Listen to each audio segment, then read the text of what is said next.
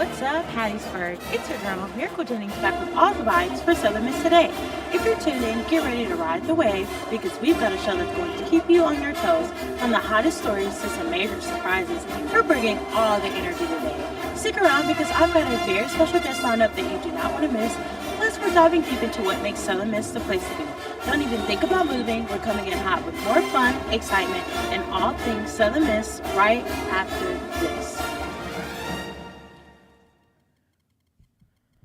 Sponsorship for Southern Miss Today comes from Mr. Sippy Beverages. Mr. Sippy Beverages provides water, water coolers, and coffee service throughout South Mississippi.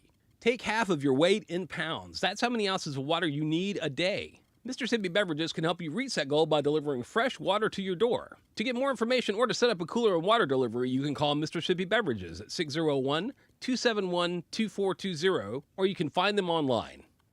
Sponsorship comes from American Graphics. Located at 8 Commercial Warehouse Drive in Hattiesburg, American Graphics provides custom screen printing and embroidery.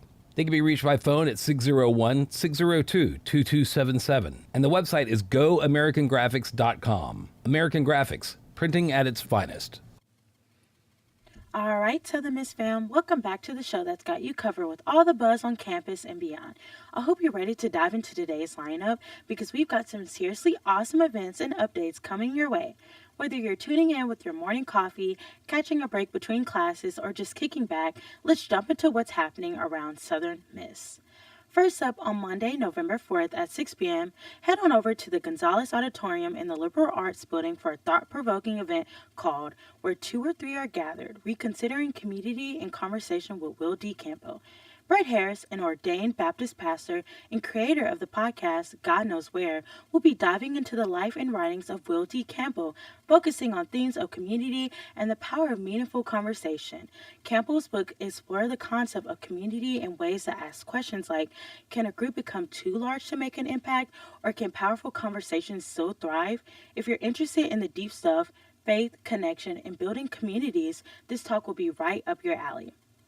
If that event has you thinking about the power of change, then stick around at 6:30 p.m. for a film screening and discussion on the importance of voting, featuring Dying to Vote. This powerful documentary shares the story of Vernon Dahmer, a civil rights activist who tragically lost his life in 1968 for his efforts to register African Americans to vote. The film takes a close look at voter suppression right up through the events of January 6, 2021, and includes interviews with Dahmer's son, Dennis Dahmer, as well as the representative Benny Thompson.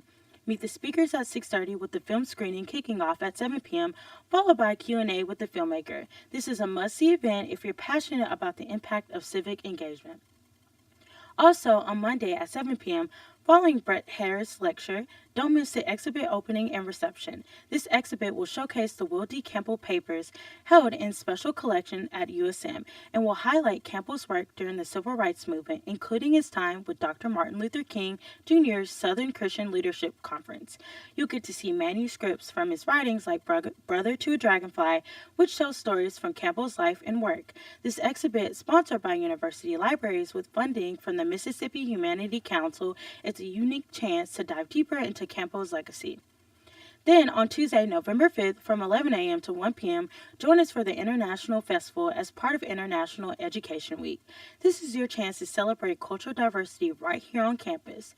There will be a study abroad fair in the Tad Conrad Center and a cultural and diversity fair in the Union. Swing by to meet international students, explore study abroad opportunities, vote in the photo contest, and maybe even win a t-shirt. It's a great way to celebrate the global community and learn something new. Looking for something that'll really get your creative juices flowing? On Wednesday, November 6th from 4 p.m. to 7 p.m., come check out the Hatchathon, brought to you by the Hatchery in partnership with the VLXO Inc. and the USM School of Computing Sciences and Computer Engineering. The theme will be announced during the opening session, but expect an exciting event full of real-world challenges, networking with like-minded peers, and guidance from top-notch mentors. This event is open to all, whether you're in high school or working on your PhD, tech-savvy, or simply curious about innovation. The Hatchathon is all about collaboration, creativity, and impact, so don't miss your chance to be a part of something meaningful. In other news, the Hattiesburg Area Development Partnership is gearing up for the 2024 Pine Belt Area Job Fair, hosted by the Governor's Job Fair Network. The job fair will take place on November 7th from 9 a.m. to 1 p.m. at the Hattiesburg YMCA. With an unemployment rate of just 2.8% in Mississippi as of September, this job fair is a fantastic opportunity to explore career options in the Hattiesburg area. Forest Health will be there offering insights into healthcare careers beyond just doctors and nurses, along with the Hattiesburg Fire Department, which is always on the lookout for new recruits. This is a golden opportunity to connect with local employers and learn about the endless career paths available in Hattiesburg. And for something a little different, did you know that 400 athletes from across Mississippi have arrived at Camp Shelby for the Fall Games for Special Olympics Mississippi? The opening ceremonies featured a parade of athletes and an inspiring speech from Senator Roger Wicker. The athletes competed in events like softball, horseshoes, soccer skills, and cornhole. It's amazing to see these athletes in action, and the event concluded with closing ceremonies and a victory dance celebrating their achievements. And that's your news roundup, folks. But don't go anywhere. We still got sports, weather, and a few surprises waiting for you on the other side of this break. Southern Miss Today will be right back after a word from our sponsors. Sponsorship for Southern Miss Today comes from Mr. Sippy Beverages. Mr. Sippy Beverages provides water, water coolers, and coffee service throughout South Mississippi.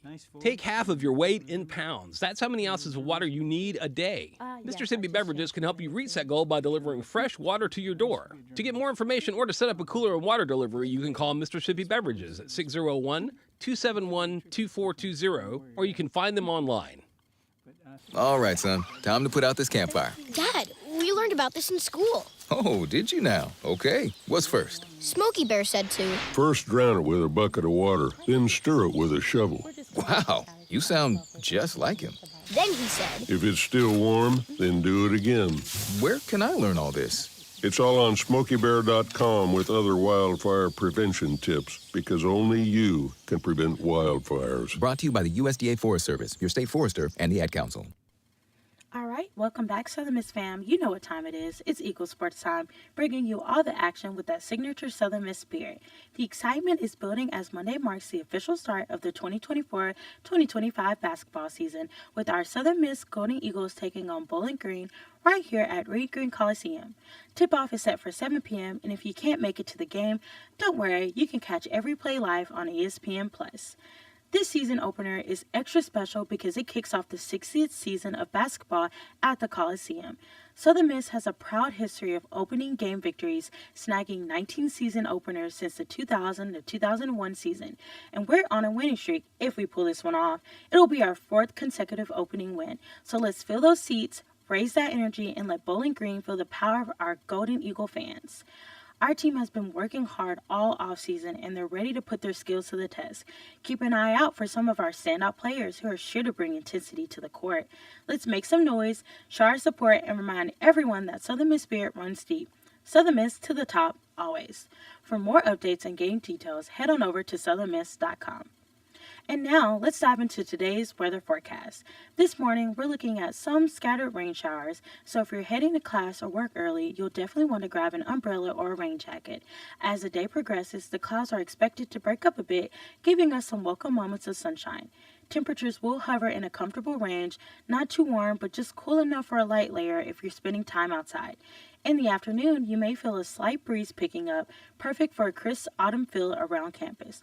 Whether you're studying indoors or planning to enjoy some fresh air outside, it's shaping up to be a day with a little bit of everything. So rain or shine, let's embrace another beautiful day to show our Golden Eagle pride. Up next, we have Mississippi Moments, produced by the Center for Oral History and Cultural Heritage, with Clara Watson explaining how Biloxi's liberal atmosphere shielded her from racial tensions towards the Black community in the 1940s. This is Mississippi Moments, produced by the Center for Oral History and Cultural Heritage at the University of Southern Mississippi and supported by the Mississippi Humanities Council. I'm Bill Ellison. Clara Watson has many pleasant memories of growing up in Biloxi during the 1940s. She explains how the city's liberal atmosphere shielded her from the racial tensions faced by other Black Mississippians. As a girl growing up, I always remember that Black and white people have always lived together in Biloxi. There was some segregation, true enough, but in the community here, Black and whites have always lived together. And I think by being maybe close to the water and on the coast, it was more liberal than the other part of Mississippi. We went wherever we wanted to go. Of course, when the city hall sat in the middle of Main Street, there were 2 fountains, one black and one white.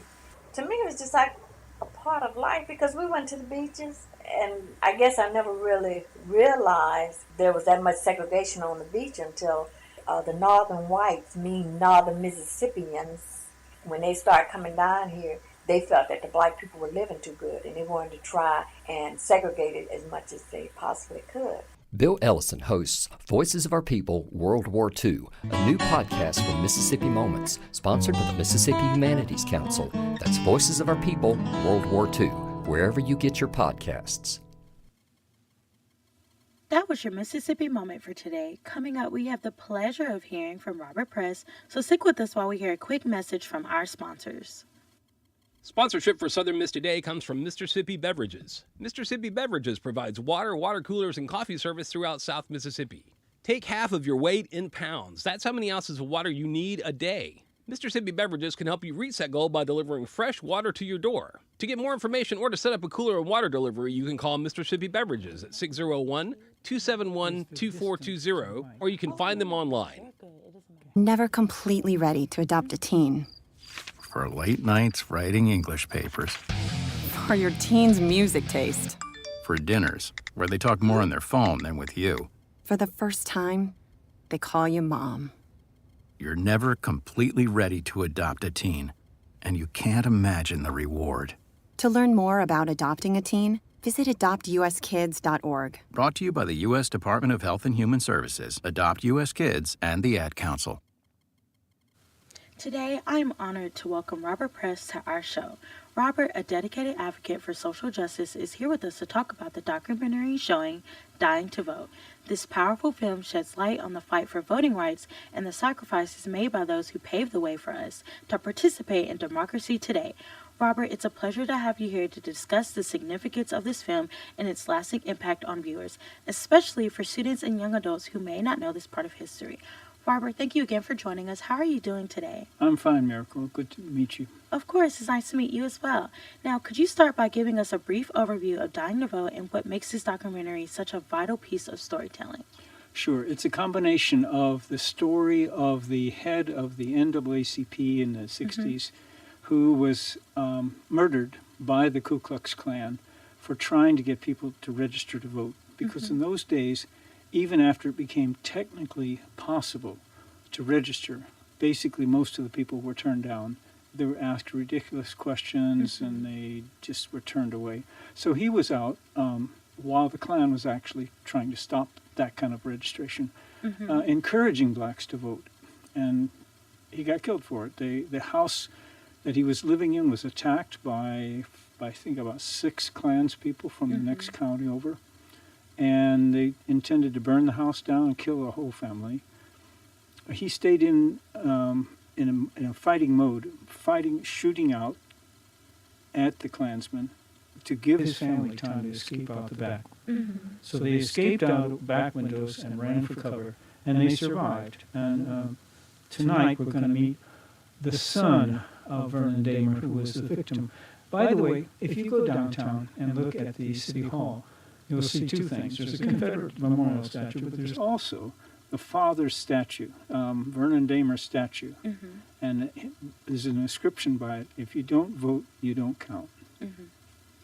Now, what was it about this documentary that inspired you to get involved with it and promote its message on campus? Well, I'm in the Center for Human Rights, along with John Meyer and a number of other faculty members and students. We have the Students for Human Rights also, so they're helping sponsor it, and they'll be there and participating this evening.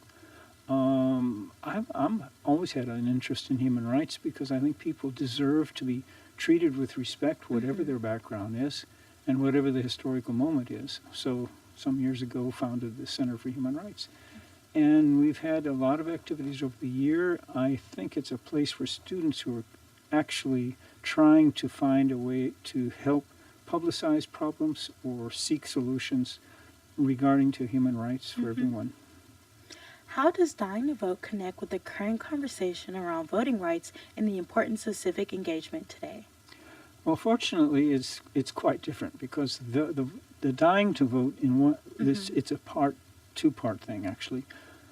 the part about Vernon Dahmer is a story of survival and reminding us of the past. The thing about that part of it is that Dennis Dahmer, who will be the speaker there, is the son of Vernon Dahmer, and he's never stopped promoting voting. The other part of the documentary is Benny Thompson, U.S. Representative from Mississippi, talking about the attack of January 6th in 2021, in which the Capitol was attacked, and it was an attempted coup, basically, trying to take over and reverse the popular outcome. So that issue, I hope, is not repeated. Yeah. We hope and pray that it's a peaceful election. There's always claims for fraud, but in the last election there was about 80 court cases, and they said there was absolutely no fraud. So we're hoping, even if there are claims this time, that the courts will examine the evidence and probably find no fraud. What message do you hope young viewers, especially students here at USM, take away from watching this documentary tonight? Well, whether they come or not, my message as a professor here is to vote. Register and vote. In my 101 class, it was part of the grade to show me the registration card. So I hope that even if they just hear about the publicity, or better yet, come and see it and talk to people like Dennis Dahmer, they'll be inspired and realize the importance of voting. It's a sacred part of our democracy. There have been a lot of talks about election fraud and things like that, but actually we probably are going to have one of the best fraud-protected elections in history, because since the 4 years afterward, where there was claims of irregular voting, none of which has been proved, people at the grassroots have been busy, Republican and Democrat, to make a system that is fair. So I think the best thing to do if you're a student is to vote, and the second thing is to analyze any claims in terms of what actual research is showing. Absolutely. In your view, what role do documentaries like Dying to Vote play in bringing civil rights history to life for today's generation? Well, I think it reminds all of us that where we are today is not where we were in the past. I would argue that there's a continuum between slavery and after the Reconstruction period, where things were a little better, but then it became what a movie, one of the documentaries I show said, slavery by another name. So what happened was that white slave owners suddenly found themselves without slaves, and so they invented all sorts of penalties to trap blacks into imprisonment and into forced labor. So that filled up the jails, and I would argue that that is one of the origins of the false image now that blacks are more criminal than others. It's not true. Now, what has your experience been like promoting Dying to Vote, and what has it taught you about the power of storytelling when it comes to social justice? Well, I would first start with the Students for Human Rights and those officers who have actually been here and talked to you, I think. They've been out distributing flyers on that, and so they're showing a commitment, and they're an example to other students. I think just the fact that it's been publicized, whether students come or not, is a reminder how important the vote is. And also, in our class, for example, in 101, we had a debate between the people who chose to be on the Democratic side or the Republican side, and it was a mix. They didn't divide up just on who they personally liked. So it was a real mix, and they were asked questions by one of the faculty members here, Mr. Kerry Varnado, who is an adjunct professor here, and he's a debate expert, and he's helped people. So it was a professional debate, and the respect that each side showed for the ideas of the other side was amazing, very impressive. I'm very impressed by the Gen Z generation, because I think they're smart, and given the opportunity to express their ideas, are very good at it, and also very considerate of others. So I think just the fact that we're talking about it is kind of a kudo, thanks for the young people to keep involved. Know the news. Don't just scroll and find something, but actually know what the source of the news is. And I think the ones I know are doing a pretty good job. Absolutely. Now, for students interested in making a difference through media, what advice would you give about using storytelling to drive social change? Well, listen to WUSM, and I think, among other things, get a good news source that they can afford, and check the news, probably daily when a lot of things are happening. I think students get a lot less credit than they're deserving because they're very busy. Most of my students are working a lot. So finding a way to listen to the news, maybe 10 minutes a day, they can listen to your news here. They can also listen to local stations and Mississippi stations and just put on a podcast and catch up while they're driving to work or whatever, or going for those faraway parking places. Just pretty much staying informed on what's going on around our Yes, community. yes. And yeah, I think that we are, the students that are here are future leaders. So what they say counts a lot. So double checking their own facts so that when they talk to people, they can say, well, I heard that claim, but some of the facts are different, and in a polite way. I think we need to love our neighbors, and the old story still works, and be informed as future leaders. And faculty do that pretty much automatically, but it's nice to see when students do it. So this is an opportunity tonight for them to come out and hear some first-hand stories. What strategies have been effective in engaging students and getting them interested in social justice films like this one? What was your question? Which strategies have been effective in engaging students and getting them interested in social justice films like Dying to Vote? Well, I don't know if there's any particular strategies. And most of the courses that I offer as an individual relate to human rights and social justice. And I also research that kind of topic when I'm in Africa. I think most of our faculty are totally dedicated to the same things, and they're in their daily lessons, in class. They're bringing that up, and they don't just talk in a vacuum. So I think if the students are interested, most of the faculty are more than willing to talk to them about it. Absolutely. Are there any particular moments or stories in Dying to Vote that you believe will resonate strongly with younger audiences? Murder. This was a case of murder. The person doing a good job, a black person at that time, wasn't as popular with those who didn't like this. One of the problems, I think, is, and I think it's changing gradually, is that racism is still there to some degree. The Klan's pretty much ineffective at this point. But there are sometimes misunderstandings. So I think it's important not to sort of categorize any group, including migrants. There's a lot of arguments that haven't been brought out on migrants, and you can ask yourself, do they help more or do they hurt more? I've given very conservative students sometimes that question, and they go out and research, and their answer is, mostly they help the country, they build up the country. So it's important right now not to stigmatize any groups, and to just accept people for what they are, and cross the street, literally or physically or emotionally, whatever it is, and get to know people with different views. In your opinion, why is it so important for people to understand the history of voting rights, especially in today's world? Because they didn't have voting rights for a long time. The black population after the Civil War was given voting rights, and it took another 100 years before they actually had it. So today, it's something that's very important. Occasionally, you have a student says, I don't think it's important, but I think if they look at our history, they realize it is. And some elections have been, it doesn't happen in Mississippi at the moment, but nationally there have been some very close elections. So people have died. They've been in wars. One of the amazing stories to me is blacks that went to World War II were very popular with white soldiers when they were in the middle of battle, but before and after they weren't, for the most part. And when they came back here, they faced tremendous danger. Some of them were killed. They were not accepted as citizens, and yet they went out to help our country. So I think that knowing a little bit of that history makes you more appreciative of people. It absolutely does. How do you believe Dying to Vote could inspire young people to become more involved in the democratic process? I think just by seeing it.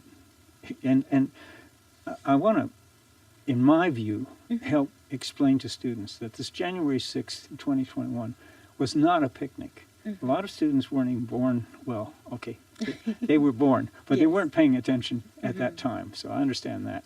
But it was a serious attempt to take over our government.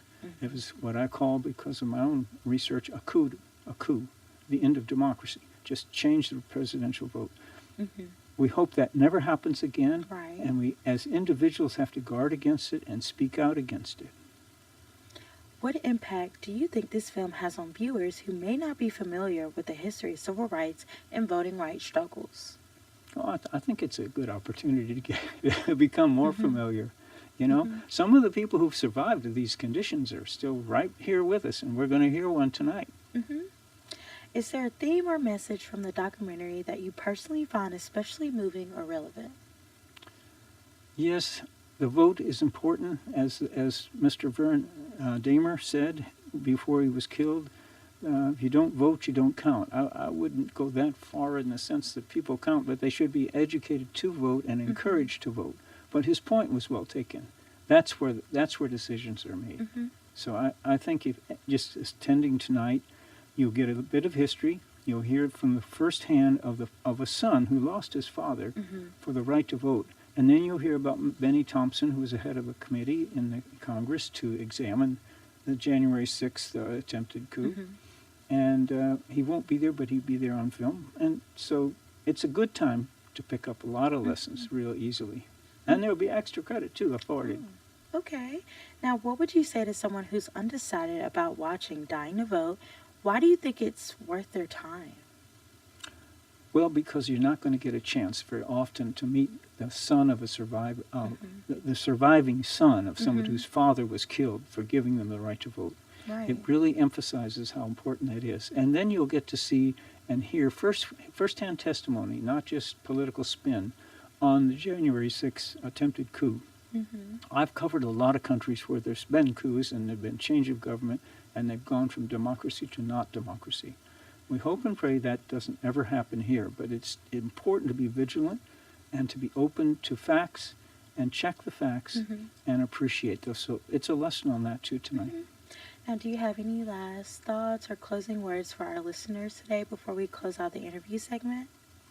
Well, I'm so very happy and proud to see these students at all classes, on all ages.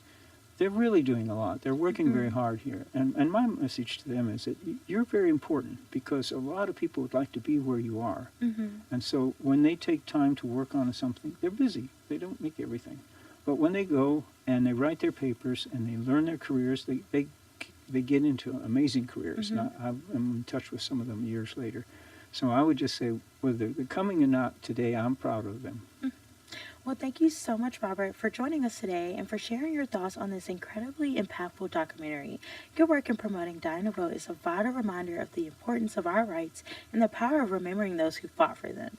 We're grateful for your time and insights, and we hope this conversation inspires many more students to engage with this film tonight and reflect on the value of their voice in our democracy. 6 o'clock in the Joe Paul Theater in Trent Lot, 2nd floor. All right. Okay, Miracle, thank you. You're welcome. Great talking with you. Of course. Keep up the good work. Thank you. Coming up, we have a news wrap with Nish Ranika reporting on the Payne Center and Jimmy A. Payne, who the building was named after. For Southern Miss Student Media, I'm Nish Ranika. Every time I went to the gym, I joked that it was named after Payne because it was a pain to go there. But no, it is named after one of USM's biggest funders, Jimmy A. Payne. Jimmy Payne, a dedicated Southern Miss alumnus from the class of 1964, has left a lasting mark on the university through his generous support. Some of the major infrastructures that Payne had shaped are Payne Center and Moffitt Health Center. Since Payne's passing in 2015, his children Jonathan Payne and April Payne Nall have been continuing his legacy. This year, the Jimmy A. Payne Foundation awarded $502,689 to Southern Miss to enhance its student environment. The grant will fund 17 vital projects across the campus. The latest round of funding from Jimmy A. Payne Foundation will support a wide range of projects. In academic affairs, it will provide financial support to students in need. The GAP Scholarship, which is funded by Jimmy A. Payne Foundation, is awarded to students in need, and the total grant and total grant recipients depend on how much grant is awarded that year. The scholarship is intended for juniors and seniors who need to finish college. Dr. Ashley Burnside, the director of the Center for Student Success, explains that the scholarship fills the gap between federal financial aid and what the student needs. The intention of going and providing them basically financial assistance with what is basically there to be funding between what they have, a student is going and receiving for financial aid through their federal award scholarships and such, and then the gap that is in existence to subsist and live and do what they need to do as a student. The funds will support several initiatives across campus. These include the Apple Design Lab, the Student Accessibility Services Testing Center, the Wellness Eagles program, and so on. The College of Business and Economic Development will use the funds for the hatchery, while the College of Arts and Sciences will benefit from the renovations to the USM Dance Studio. The grant would also help EHS, the graduate school, and the library. Stace Mercier of the USM Foundation states that the impact of Jim's legacy resonates with every student, faculty member, and staff. For Southern Miss Student Media, I'm Nishanika. Robert, thank you once again for coming on the show and sharing your insights with us. And of course, a big thank you to the whole team that makes Southern Miss Today possible. Cara, our audio engineer, Gabby, our film producer, Shania, our program director, Ari, our executive producer, Hannah, our assistant producer, and Dr. Martin, our general manager. We couldn't do it without you guys. I'm your host, Miracle Jennings, signing off. Thank you for tuning in, and we'll see you next time on Southern Miss Today. Have a wonderful day.